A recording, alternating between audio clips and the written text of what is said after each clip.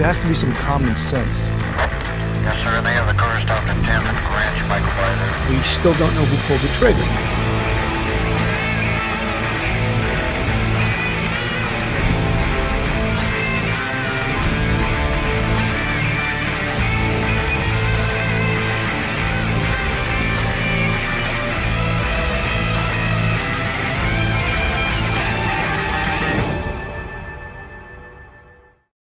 Hello, everyone, and welcome to Police Off the Cuff, Real Crime Stories. I'm your host, retired NYPD Sergeant Bill Cannon, 27-year veteran of the NYPD. Tonight, we're going to talk about sort of breaking information, not, smoking gun information, but breaking information in regards to the search warrant that was conducted at the parents' home of Bryan Kohberger on December 30th. Now, everyone's been waiting to hear what the results of this search warrant are and what was recovered and what does it mean and how is this evidence going to affect the case. And what was a little bit surprising to me, and we're going to go over it in much more detail, is that they only collected 9 items from the home. And I would have expected much more evidence than that, although they knew what they were looking for. And very, very clearly, they invoiced the items that they were looking for. However, tomorrow, there's expected to be more information from this search warrant given to us in regards to the car. What were the results of the vehicle search, that infamous white Hyundai? Did they collect blood swabs? We may not know because they had to do a deep forensic dive into that car because, look, he had over a month to clean that car, to clean it with alcohol, to try to kill any potential blood stains or any forensic evidence that may have wound up in that car. But you talk to anyone who's in a crime scene capacity, an evidence collector, and they'll tell you no matter how hard they clean that, there's potential that there will be forensic evidence from that scene in that car. And that's what we're hoping for. We talk about a million times Locard's principle of exchange. And Bryan Kohberger, if he was in that crime scene, 1122 King Road, and he left something from himself there, he also took something out from that crime scene and brought it right into his car. And that's what we're hoping for, because that is what we could consider what we always refer to on this show as smoking gun evidence.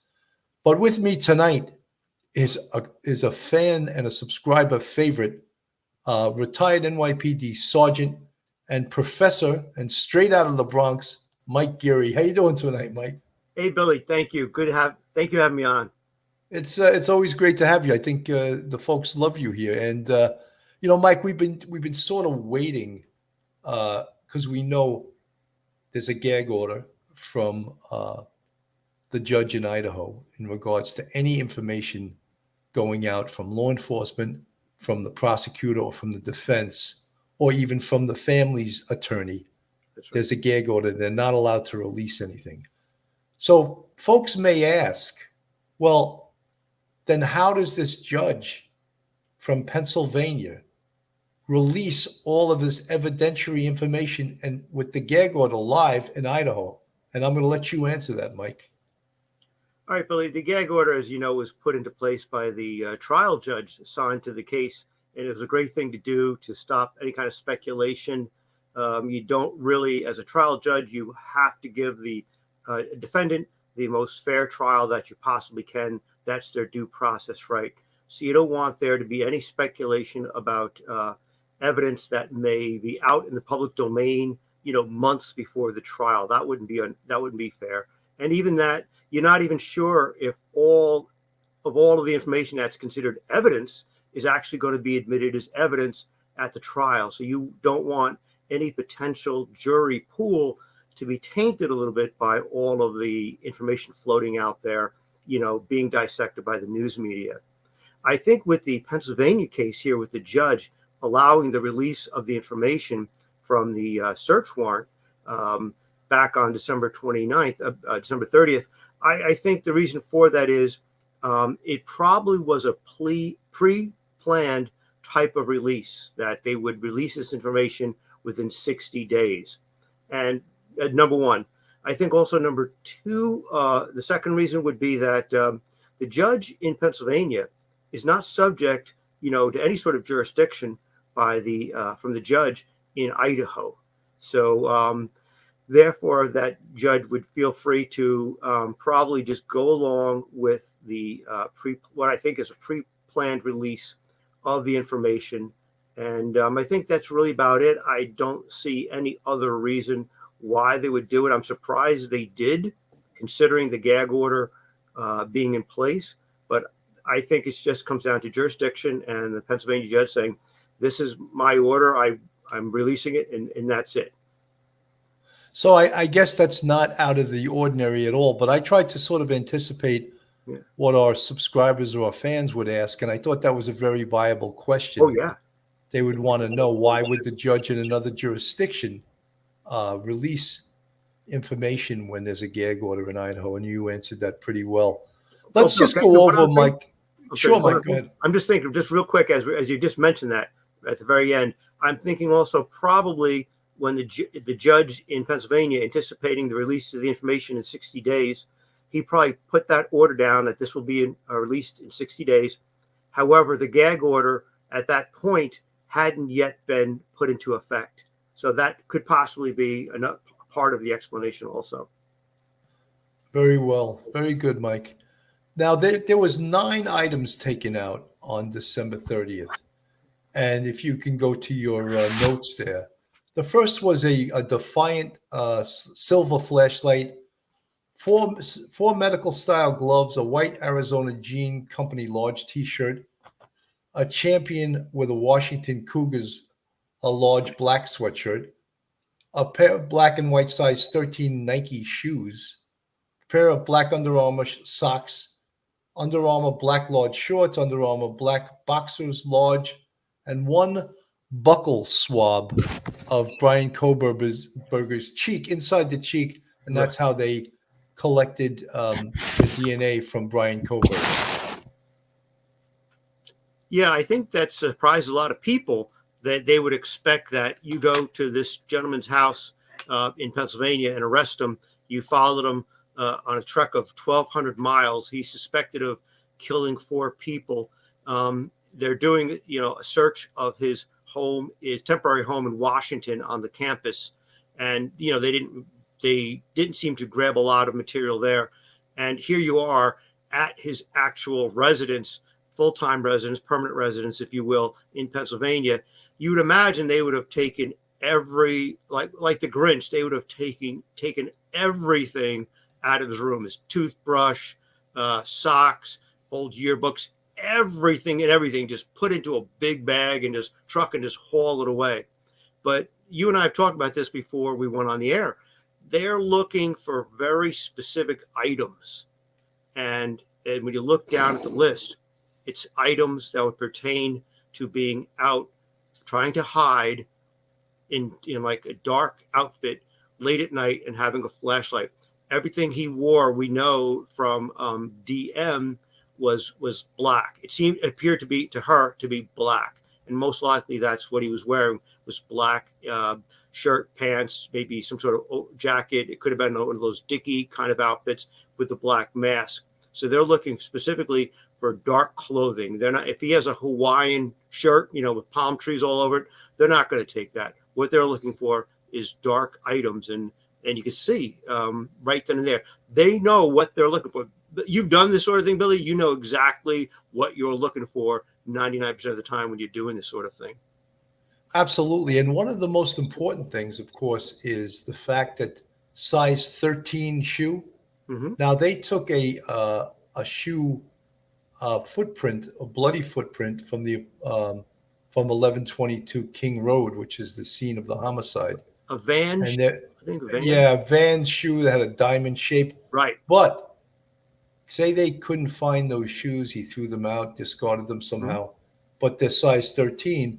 Now they show that this Nike shoe, Nike sneaker, whatever it is is a size 13. That's not the most common size. That's a pretty damn big foot, don't you You think? have to have a big foot.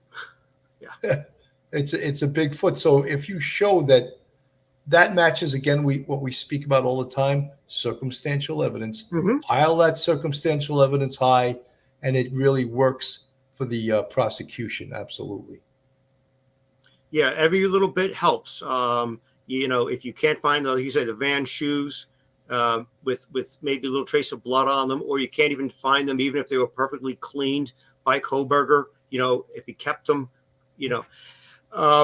every little bit helps. So yeah, there's a lot of people who have, sizes other than 13. Very few people have sizes, that large. You've got to be a pretty tall person.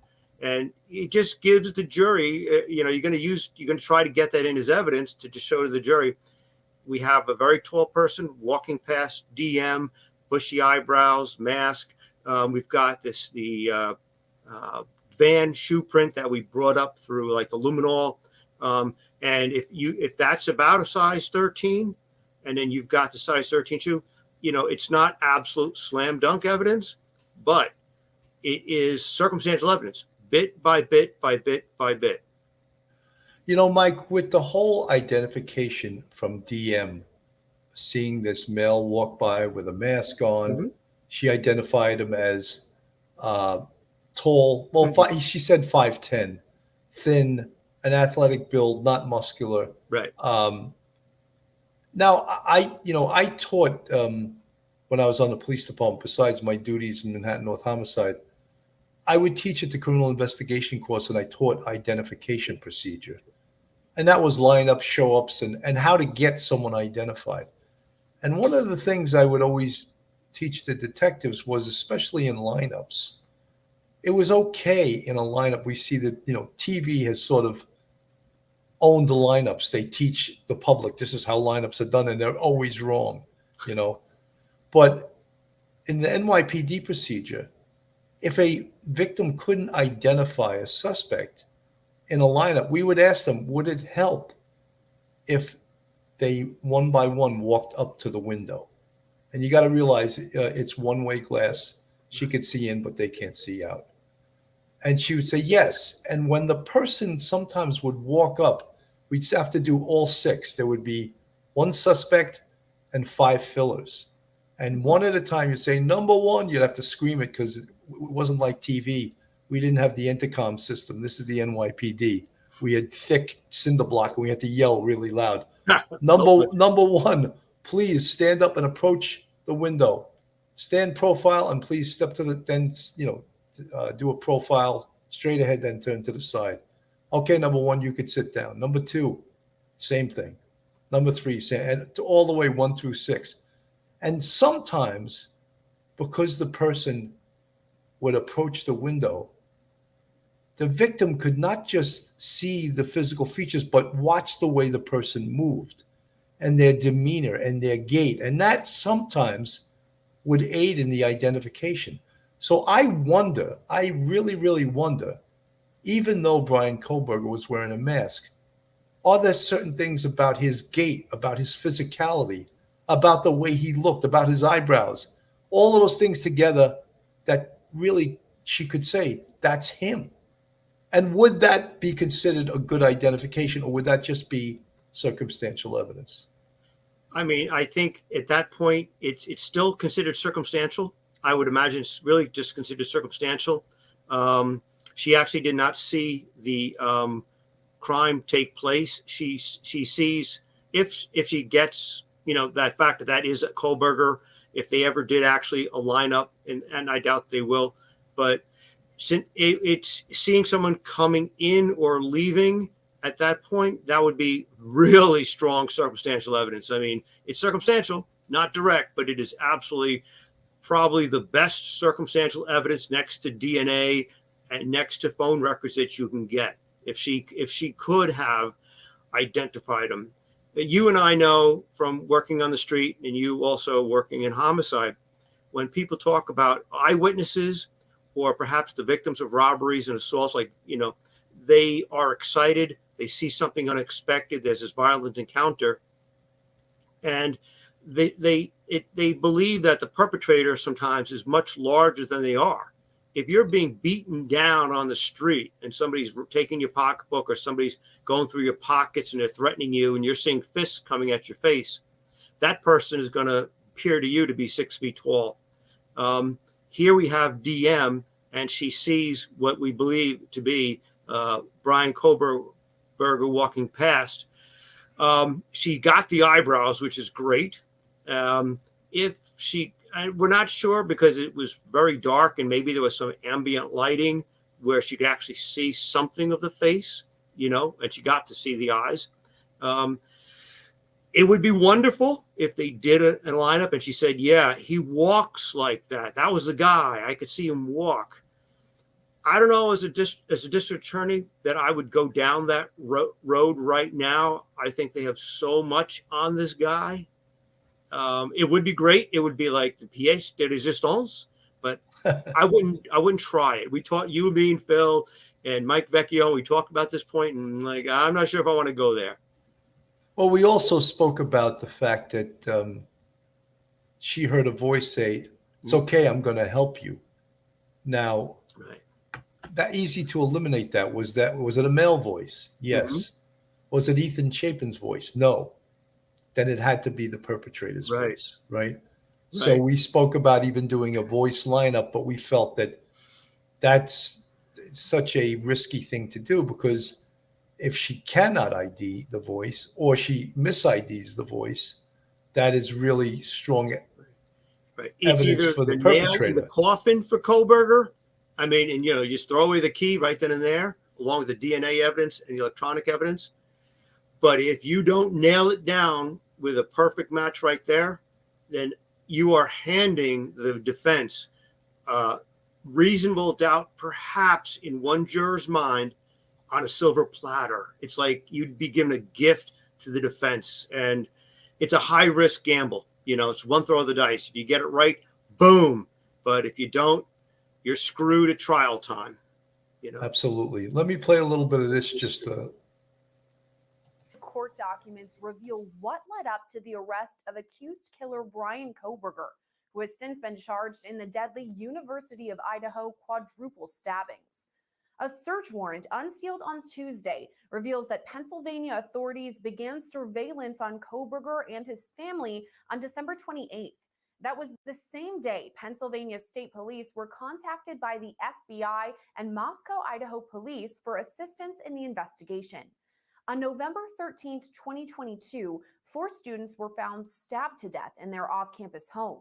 The story captivated the nation for weeks as few leads were released, except that a white Hyundai Elantra was a vehicle of interest in the case. But on December 30th, Kohberger was arrested at his parents' home in Albrightsville, Pennsylvania. Court documents show investigators were ordered to search and seize Kohberger's 2015 Elantra, as well as any property belonging to the victims. A handwritten list shows nearly 10 items investigators seized at Kohberger's parents' home, including a flashlight, medical-style gloves, and multiple items of clothing. The warrant outlines dozens more items to be searched and seized, including Kohberger's DNA, any electronic devices and their metadata, and any documents relating to the murder scene. According to court documents, Kohberger arrived to his parents' home on December 16th. Surveillance videos showed Kohberger walking around near his parents' home on December 27th. The following day, investigators say he traveled across Monroe County before heading back to his parents' house. 2 days later, the search warrant was executed and Kohberger was taken into custody. At the time of his arrest, Kohberger was a PhD candidate at Washington State University, about 15 minutes from the University of Idaho. Weeks after the murders, he and his father drove from Pullman, Washington, back to their home in the Poconos. Body camera video of a traffic stop during that trip was later released, showing the pair in Indiana on their way back to Pennsylvania in the white Hyundai. Kohberger appeared in Pennsylvania court last month before being extradited to Idaho. Right now, Kohberger is being held in the Latah County Jail in Idaho. He's due back in court on June 26th for a preliminary hearing. So there you have it. Such interesting stuff. The other thing is that during this whole trip to Pennsylvania, he was being surveilled. Mm-hmm. He was being surveilled. They talk about from the 28th on, but he was also being followed by certain police as he passed through certain jurisdictions. I'm sure they were requested by the FBI or the Idaho State Police or the Moscow Police. Did they just accidentally pull him over? I don't think so. I don't think that was an accident. And you know what I was amazed at when you look at his car, that one shot we just watched, he was pulled over. You don't see hardly anything in the car. I mean, the camera does a quick scan of the back seat. If I'm traveling cross country and I have no intention of going back, wouldn't the car be loaded up? Might there even be like a U-Haul? It didn't seem like there was much property in that car whatsoever. Yeah, he might have been either traveling very light and had like a duffel bag or two thrown into the trunk, and that would be about it. But, you'd be putting stuff in the back seat. It could be possible that up until that time, despite his altercations with his professors, December 17th, I think, is when they actually made the final decision or something like that. So he must have known when he was taking that cross-country jaunt with his dad that he was already gone. So it wasn't like he wasn't sure if he was going to leave stuff back there. He might just be somebody who doesn't have much attachment to things either, to clothing, to knickknacks, to anything that, you and I would have, a picture, albums, musical instruments. He just probably travels really light. Maybe he got rid of a bunch of stuff. Maybe he took stuff to a local dump in Washington, maybe to mask throwing away some items that he wanted to throw out that he thought may have had blood on them. He may have done that. He may have really been paranoid enough to think that I got to throw out just about everything because I've heard of low cards, principle of exchange. Yeah, principle of exchange. I always say theory, but it's the principle. So he might have actually tossed out a whole lot of stuff in his paranoia about getting caught. Other than that, I'm not sure. But yeah, he travels light.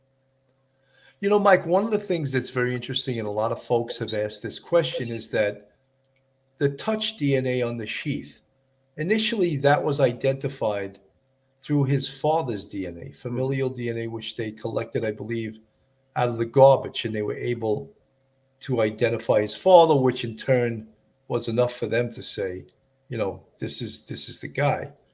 But subsequent to that, they took his DNA. In fact, in the search warrant, it says they could take 4 swabs. Right. It's interesting that on the evidence they collected, it says they only took 1 swab. And I think you have an interesting theory on that, Mike. What was your theory?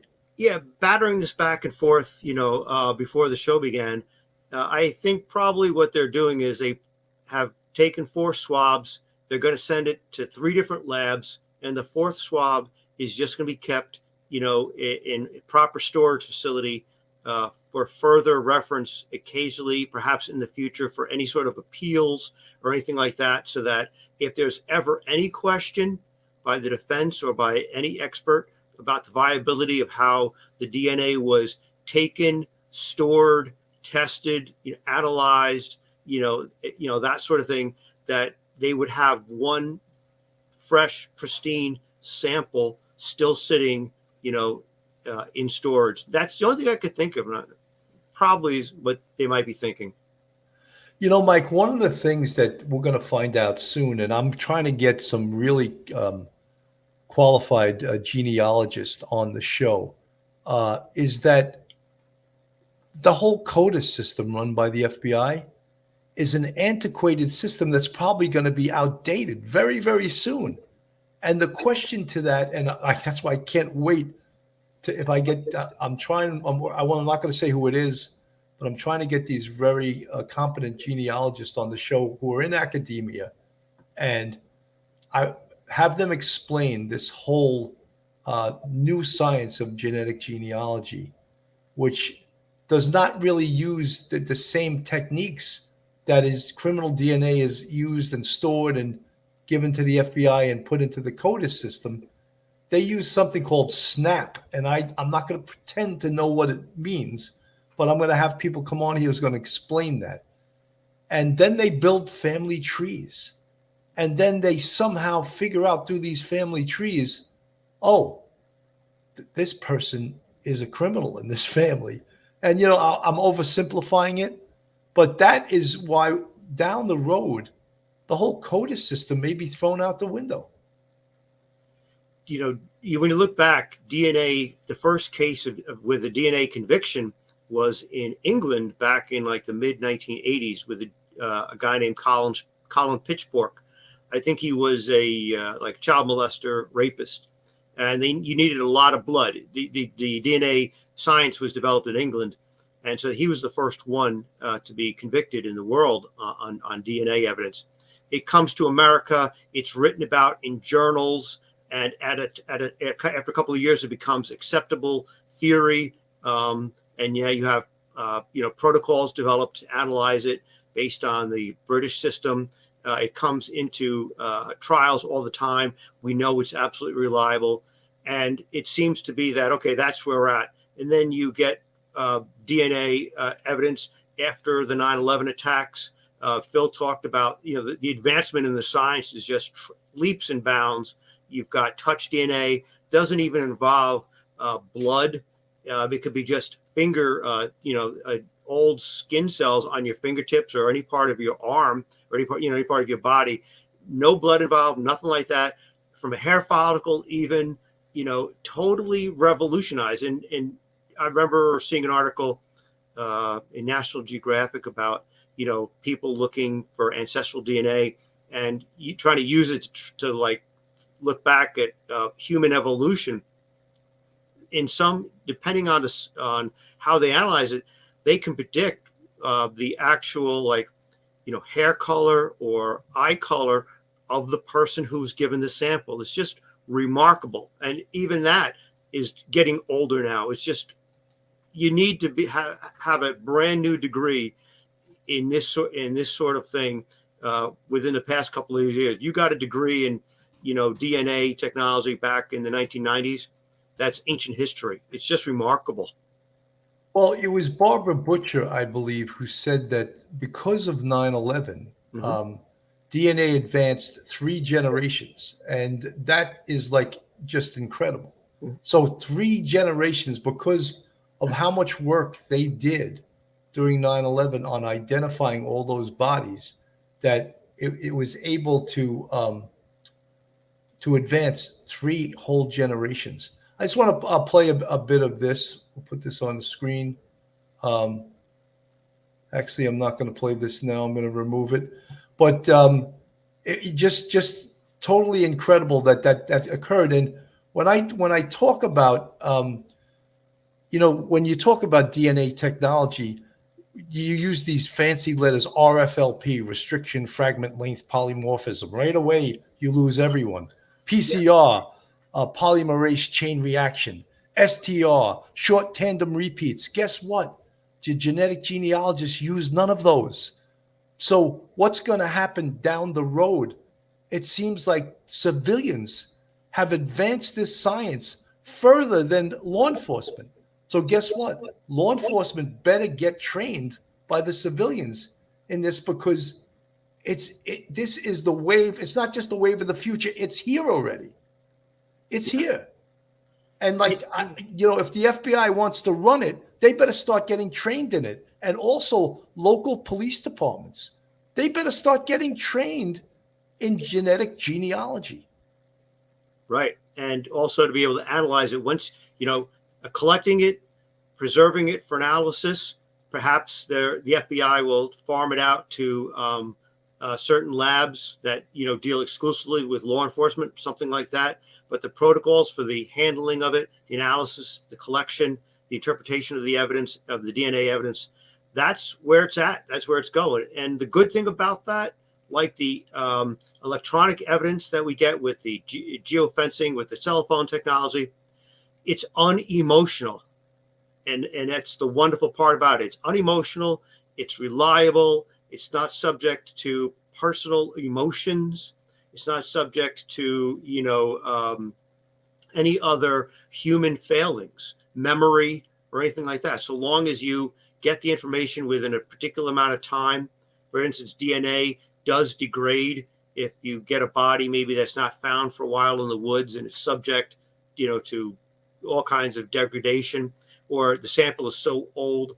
But the technology and the interpretation, it's just absolutely, it's 99.9999% accurate in all respects. And this gives juries the ability to hang their hat and say yes or no, on that one issue. So if you're a district attorney and you got a homicide case or a rape case or a serious assault case, and you got a DNA sample and it comes back as you suspect, at that point, you got to be looking to the defense attorney saying, look, you want to plea bargain this because this is a slam dunk. I got this. It's circumstantial. Remember, it is always circumstantial evidence, but it is the most absolute, reliable circumstantial evidence that you could ever get. Absolutely. Let's play a little bit of this. Murdering 4 University of Idaho students. A search warrant unsealed by a Pennsylvania court today details the items investigators took from Bryan Kohberger and from his family home in Pennsylvania. The documents show police took a flashlight, 4 medical-style gloves, a T-shirt, and a black sweatshirt. They also took a pair of size 13 Nike shoes, a pair of black socks, black shorts and boxers, and 1 cheek swab. The warrant was signed December 29th by a judge in Monroe County, Pennsylvania, and was executed at 1:30 a.m. the next day.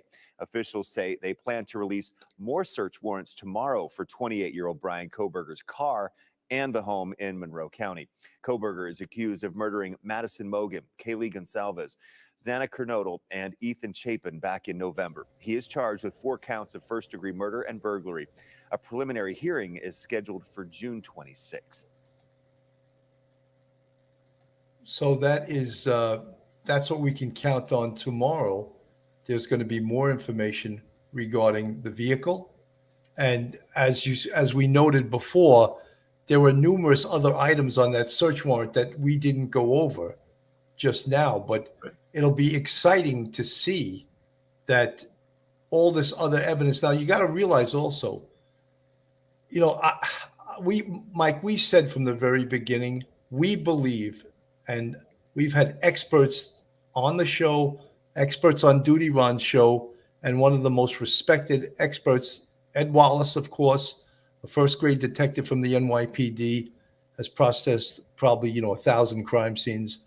Barbara Butcher, to me, she is the gold standard of medical legal investigators across the nation. And she said, and Ed Wallace said, there's probably a 99% chance that Bryan Kohberger cut himself during the commission of these murders and left his blood DNA in that scene. Now, we're all expecting that, but that, again, and we talk about smoking gun, that is smoking gun evidence.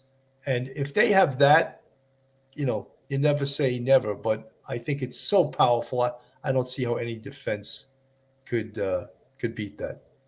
Yeah, you got to take a look at they took a tremendous amount of information, evidence from the crime scene itself back in Idaho. You've got, items taken from his apartment in Washington. You've got items taken from the arrest location in Pennsylvania.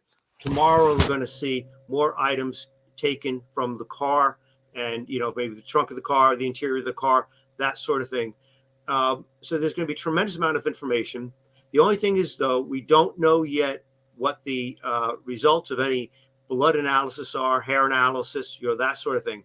By now, chronologically, by now, the FBI knows, the state police know, the Moscow police know, but we won't know. We'll just be given, a taste of what they've got.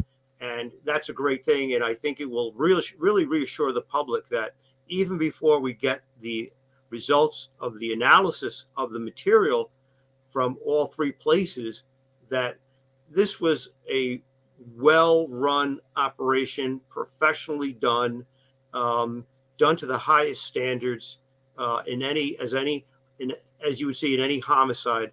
These were professionals doing their job the way that they're supposed to do it. and the public should be really reassured that that this crime scene and the arrest location and his Washington's State University Department were thoroughly examined properly, and should give people a lot of comfort in that. Absolutely. Folks, this is Police Off the Cuff, Real Crime Stories. If you like real crime stories from a police perspective, then you're in the right place. Myself and my co-hosts, Professor Mike Geary, retired NYPD Sergeant. Mike Geary also, along the way, just picked up a law degree some way. He actually did attend classes. And we have Phil Grimaldi, a retired NYPD detective straight out of Brooklyn. So if you're not subscribed to us, go on our YouTube, hit that subscribe button, give us a thumbs up, and ring that bell. And make sure you hit that like button, And if you want to support us financially, we have a Patreon with 3 different levels. We also have a YouTube channel membership with count 'em, 5 different levels. And you see the folks in the green font in our channel. They're part of our Police Off the Cuff YouTube family. And we really appreciate our subscribers, our fans, our friends. And they're a great support to this show. Mike, I want to go back to the statement, Exhibit A, it's called in the warrant. And Mike, watch your mic's a little exploding, so don't drop the papers. It's Okay. exploding right now. Brett Payne, who is the case detective from Idaho, and what really shocked me was he has less than 4 years on the job. And we were just talking about how this is an extremely professional investigation. Even though they got a beat down by the press, they got a beat down by the community, they got a beat down by one of the parents of the victims, which we can't even criticize him because we don't know what we would do if that was our child. But it turned out, with all the criticism that they endured during this, that they were right on. They were straight on. They were doing the right thing, and keeping the facts to themselves is the right thing to do. You can't leak out all the information because it hurts the investigation. And we've been hearing a lot of broadcast stations broadcasting material that really wasn't vetted, and saying that the information comes from a person close to the investigation, an investigator close to the investigation. So obviously there's leaks. So we could see, even in this Exhibit A, from Corporal Brett Payne, a lot of the things that were rumors were actually true. So someone must have been reading right from the damn affidavit to some of these news reporters and some of these broadcasters, because it's pretty accurate.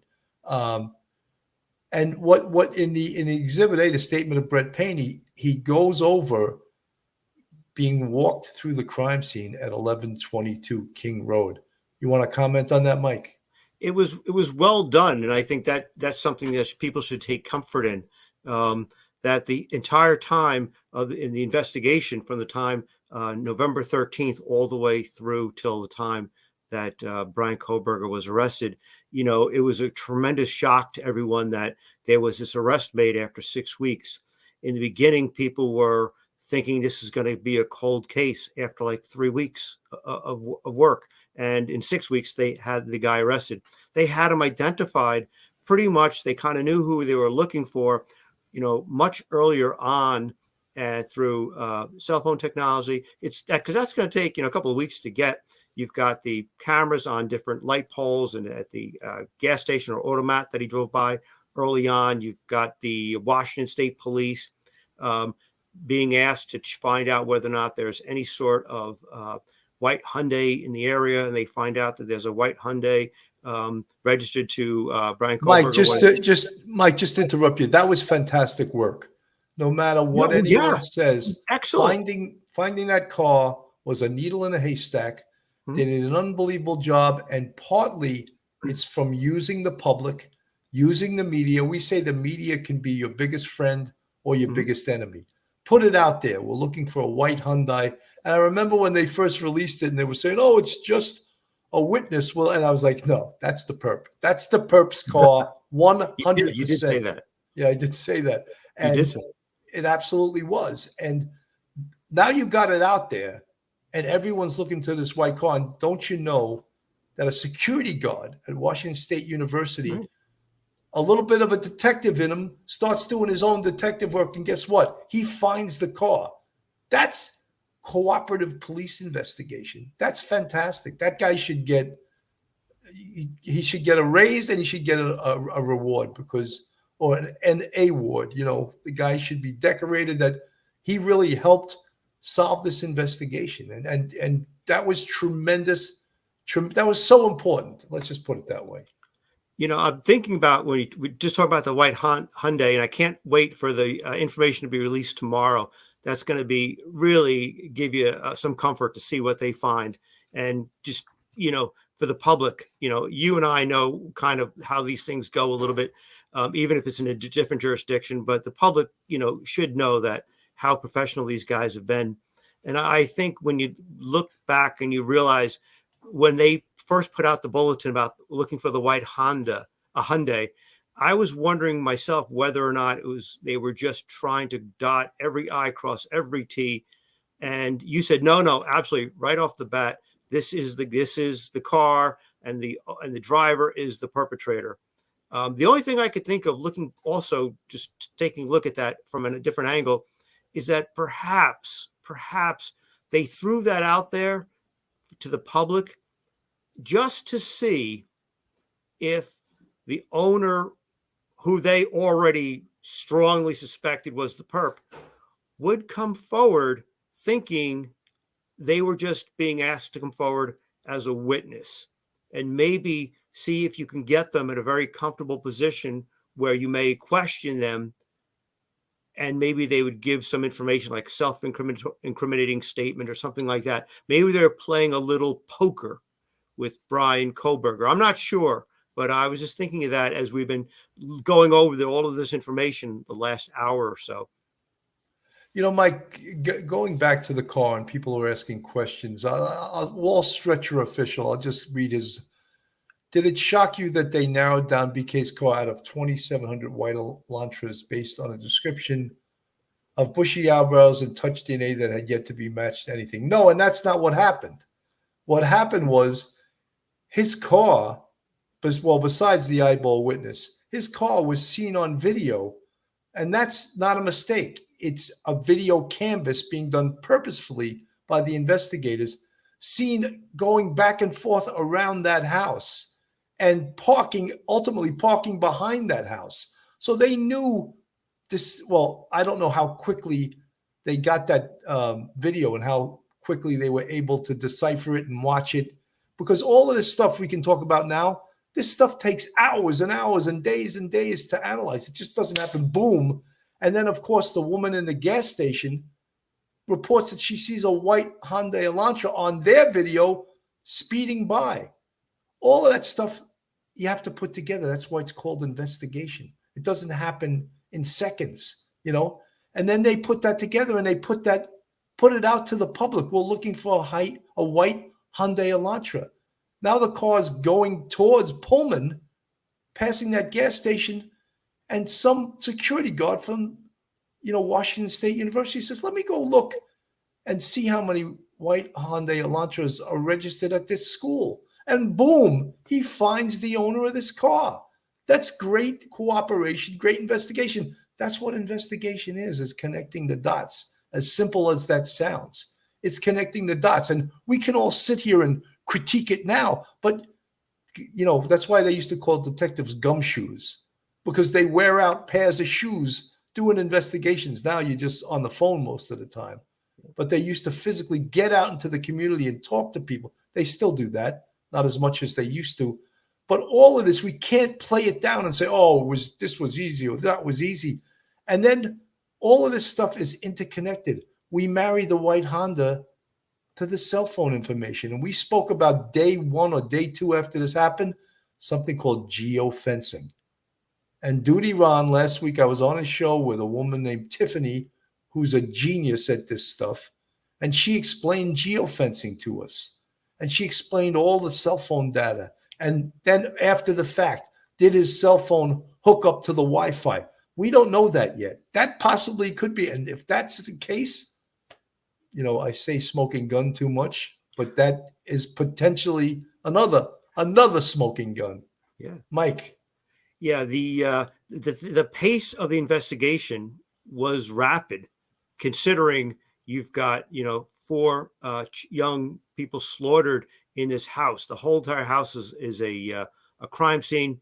You've got, and it wasn't there was 8 hours by the time the police actually first arrived there, the first responders. You've got multiple agencies, thank goodness. The Moscow PD captain, chief, brought the Idaho State Police in within that very first day or within 24 hours.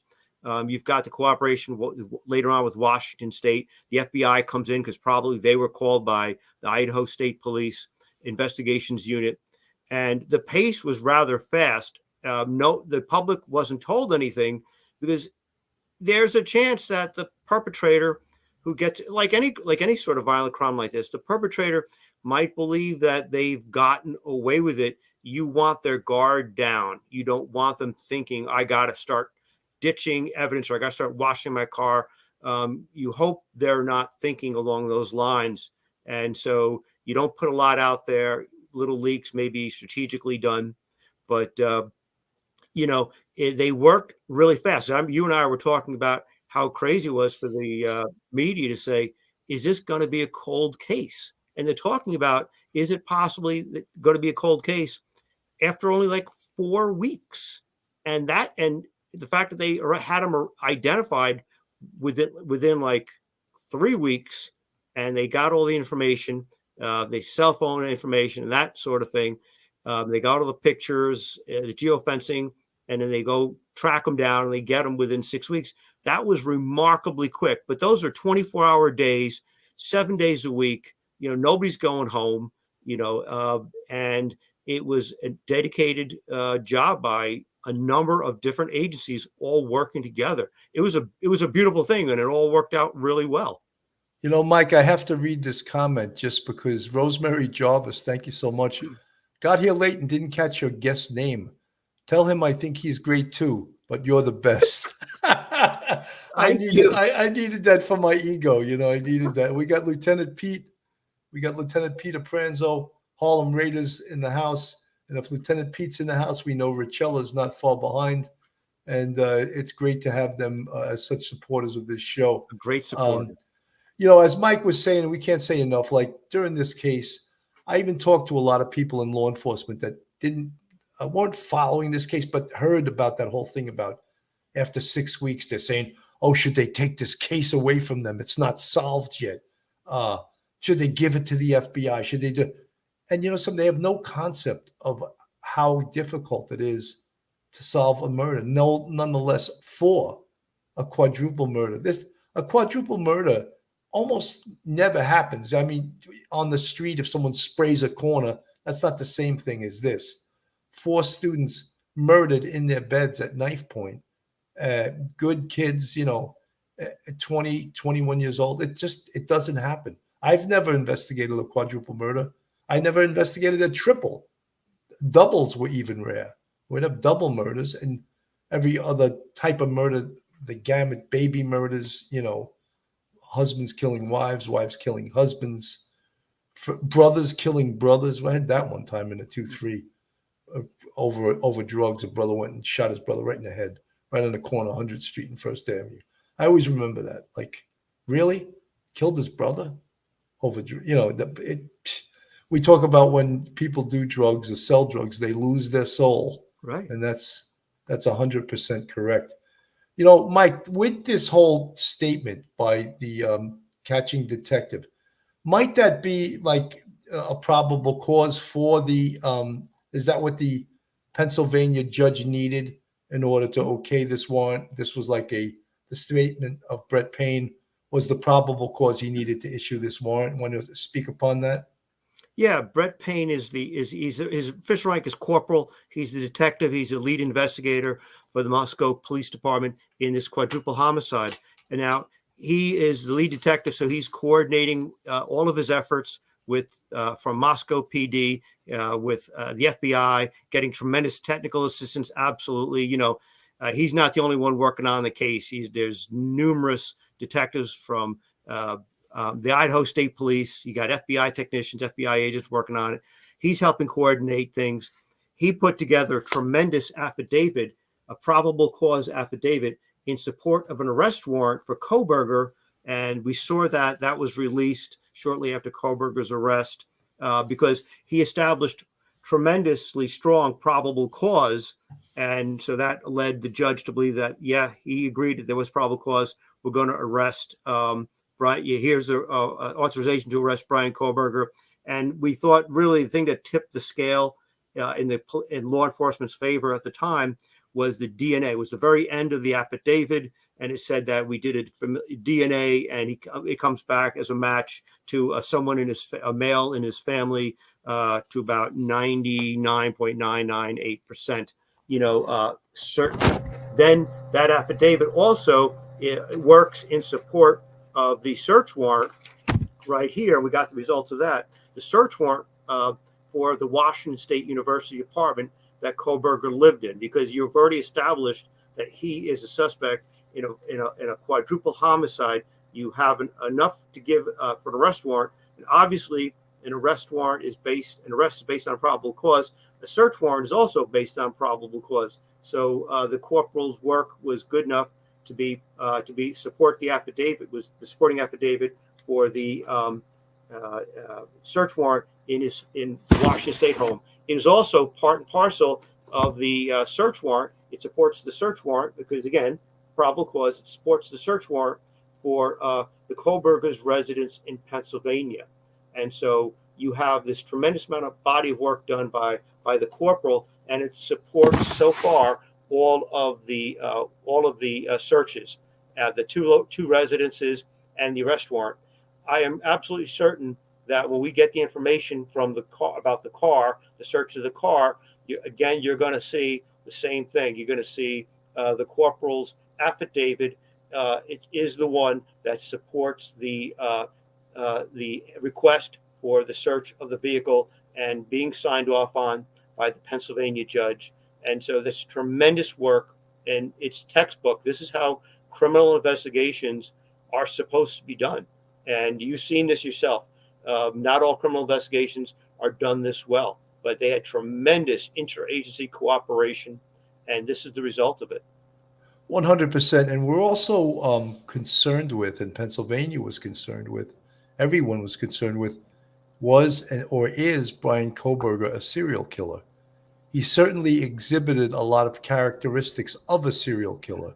However, they've done a deep dive in the state of Pennsylvania to see if any open homicides fit the modus operandi of Bryan Kohberger, and they've come up empty thus far. Look, they have to look more than just in Pennsylvania. They have to look across the country. But as we said, he certainly has characteristics of a serial killer. So that door is still open. Although in Pennsylvania, they say that they've done a deep dive and they don't see anything in that general area.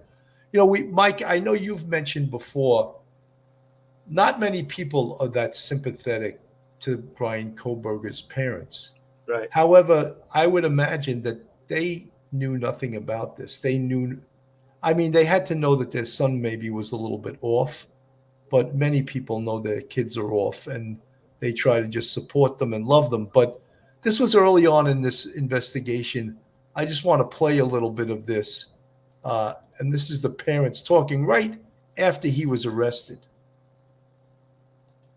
Of 4 college friends in Idaho, the parents of 28-year-old Bryan Kohberger are speaking out, writing, "First and foremost, we care deeply for the 4 families who have lost their precious children," adding, "We will love and support our son and brother. We have fully cooperated with law enforcement agencies in an attempt to seek the truth and promote his presumption of innocence." How are they feeling about all the things that they're reading about their son? They're trying to stay off of the media. What they're hearing is not the Bryan they know and love. So it's really out of character. Kohberger's initial public defender says his client, who is eager to be exonerated, was arrested Friday at his parents' home after driving cross country with his father on December 17th, a trip the attorney said was planned.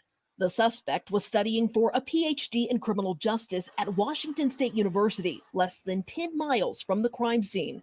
Undergrad Austin Morrison says Kohberger was a teaching assistant in one of Morrison's classes. He sent us this screenshot showing a paper Kohberger graded back in November. I did, see him in class. He introduced himself. He did seem rather quiet to me. According to the university, police have executed search warrants at the suspect's office and on-campus apartment.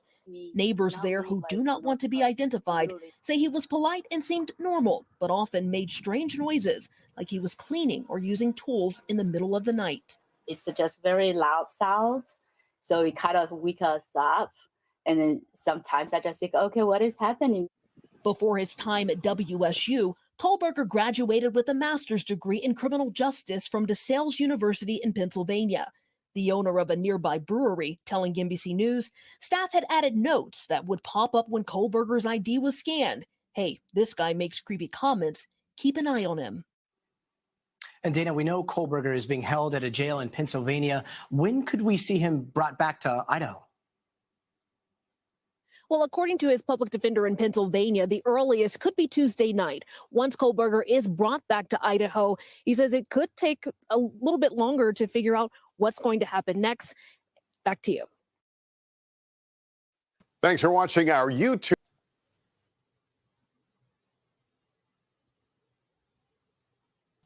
Sorry, Mike, I put you on the screen. People got to look at you for a second. I was going to say something, but I wasn't sure what you were. Yeah.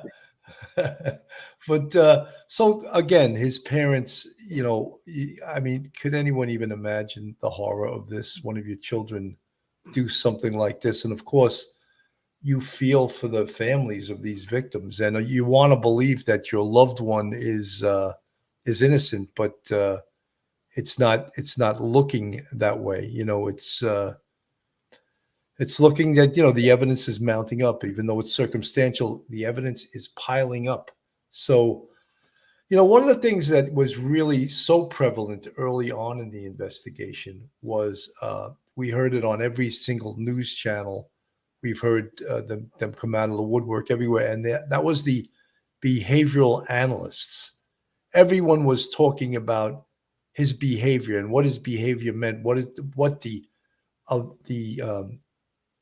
order of the killings in the homicides, what the murders, what that meant, and how people were reading into this. And we realized from our work on the police department, I don't remember ever in my whole career on the NYPD, us ever using a behavioral analyst to help capture a murderer. Not saying that it's never been done in NYPD history. I think they did that with the son of Sam. Yes, I think David Berkowitz. I believe they probably enlisted that in 1995. I believe it was in East Harlem. There was a serial killer by the name of Aaron Key, and if Scott Wagner's in the chat, he had one of the homicides involved with that serial killer, and I believe Aaron Key was the first DNA hit in New York State history that linked murders together. And that was the first time in New York State DNA linked together a serial killer with not just murders, but also rapes. He was also a serial rapist. You have nothing to say about that? No, sorry. No, I think the public's perception of like the FBI's behavioral analyst unit from that TV show Criminal Minds, they're going around in a jet, private jet, and they're parachuting into these investigations with small towns and other departments in other states, and they got their sleeves rolled up, and they are working with the homicide detectives, and they're putting together bits and pieces as they go. And there's always someone with a computer, and they're typing something in, and boom, a little tidbit of information comes up, and they use it. And that's not how it works. It would be great if that's how policing was. That would be wonderful. That would be exciting. That's not the way it is. They're good in a serial kind of murder situation, a serial rapist situation, where you're trying to figure out patterns, that sort of thing. Because, if you got a rapist, you're wondering, is this part of a series of rapes? Anytime you get, or you get, 2 or 3 similar MOs in a particular area of a city, you're like, okay, maybe we have a serial rapist. You would really behoove yourself to kind of, find out, is there anyone who can help us kind of predict future movements? I remember the famous case of the Zodiac killer. They were even consulting, behavioral analysts trying to figure out what clues, what they trying to interpret clues he was leaving. But they're probably not going to solve the case. It's going to be the footprint, the fingerprint. It's going to be the DNA analysis. It's going to be, that sort of thing, witnesses' statements. But yeah, it's great information. But it won't, they're not standing right next to the homicide detective as he's making the arrest. No, that's not happening. Absolutely. Folks, if you're looking for a fantastic defense attorney in the New York metropolitan area, then Joe Murray is your man. Joe Murray is a retired member of the service, a retired police officer, and a fantastic defense attorney. If you want to reach out to Joe, you can get him on his cell at 718-514-3855. Email him at joe@jmurray-law.com. And his website is jmurray-law.com. Joe Murray's not just a fantastic attorney. He was a great police officer. And he's also a huge supporter of the Police Off the Cuff podcast, one of our biggest supporters. And we really appreciate him. And there's a picture of him saying, "What do you want from me?" I like that. I like that picture. Great picture. So, Mike, what are we going to expect to be released tomorrow? And what do we expect out of this car, out of the processing of that white Hyundai? That could be one of the things we're talking about, smoking gun evidence. If a hair, a fiber, anything belonging to one of the victims, or the dog for that matter, is found in that car, very, very powerful evidence. Yeah. I think what you're going to see when they release information tomorrow on the white Hyundai, the search of the white Hyundai, it's going to look, I imagine it's going to look, the list of information that they've gotten is going to be very similar to what you see from Bryan Kohberger's Washington State University apartment. There's going to be hair. There might be a piece of clothing, a sock, a glove, a pair of pants thrown in the back trunk, of the car, that sort of thing. There won't be anything exciting.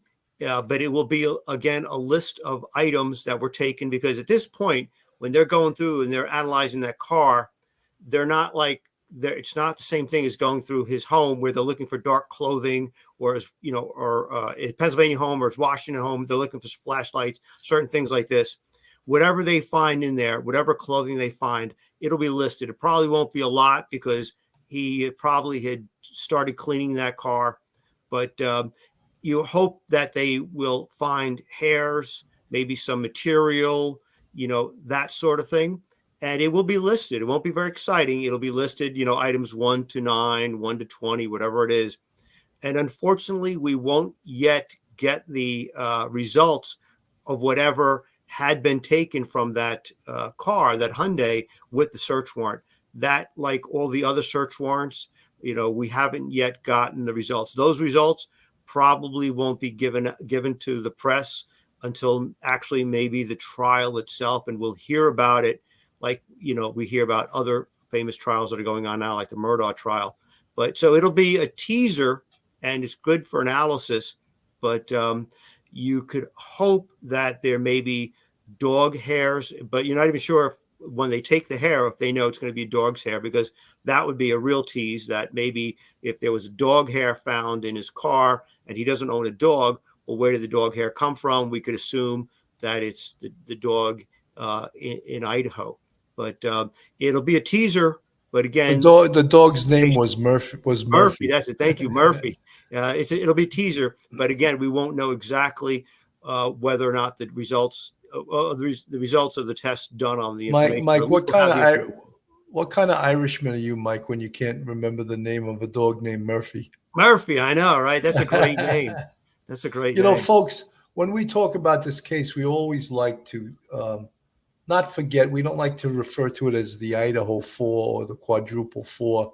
We like to name them by name.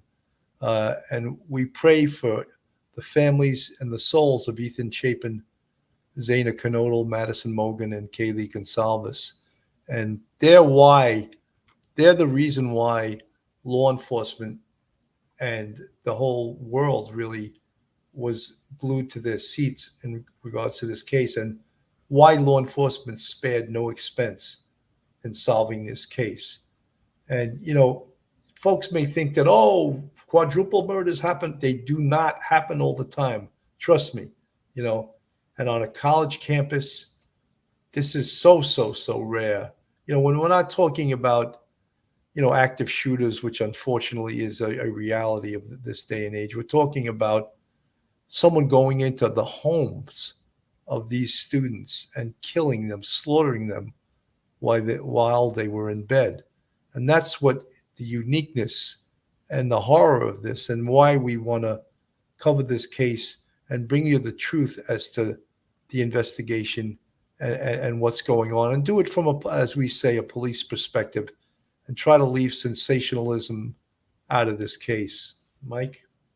Yeah, I think that the public should be, always remembering the 4 young people who were slaughtered in the prime of their lives. It was a terrible thing, but also to try to find some little bit of mercy for the Kohbergers too.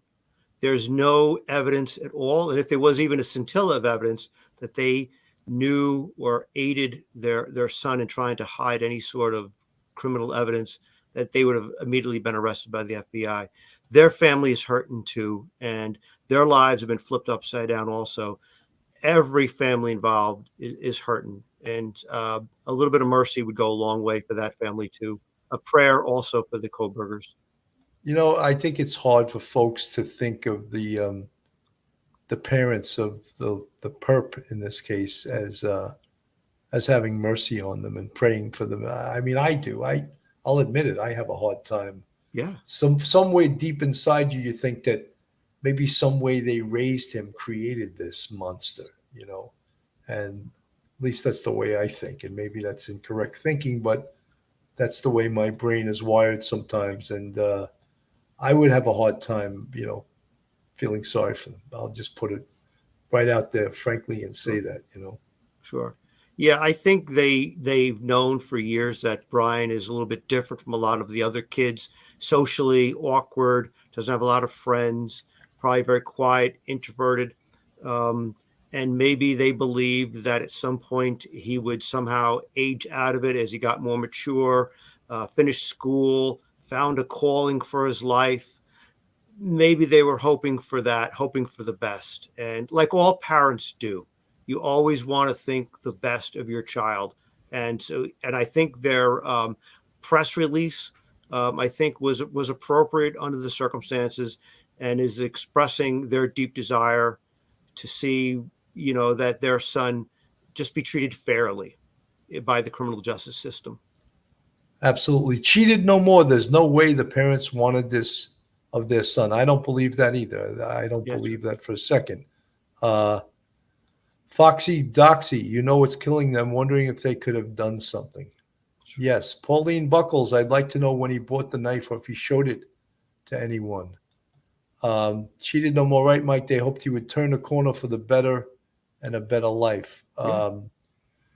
Yeah, I mean, guys, Richella Pranzo, every parent looks for promise for their children. Absolutely. Richella, when I'm sure your children all show and have exhibited promise throughout their lives with such great parents. So guys, that's basically our show for tonight. We weren't trying to sensationally pick this apart, because really when you think of, there's just 9 items on this search warrant. Could one of them be, the DNA swab? That's probably the most important item. Yes. Are any of these items going to connect him to the crime scene, or the crime scene to him? That remains to be seen. Tomorrow, the results of the vehicle and the other items they took out of the house in Pennsylvania in the search warrant, that could be, real important evidence. We don't know. We don't know yet. Mike, final thoughts. Final thoughts. For your viewing public, again, just be patient and know that and have faith that the investigation was done as professional as any investigation could have been done. Very professional, great work by everybody, and hopefully everyone will get justice in this case. Absolutely. Folks, I want to just thank all of our fans, all the subscribers, all of our friends. Thank you for tuning in to Police Off the Cuff Real Crime Stories. God bless and have a great night and be safe. One episode just ain't enough.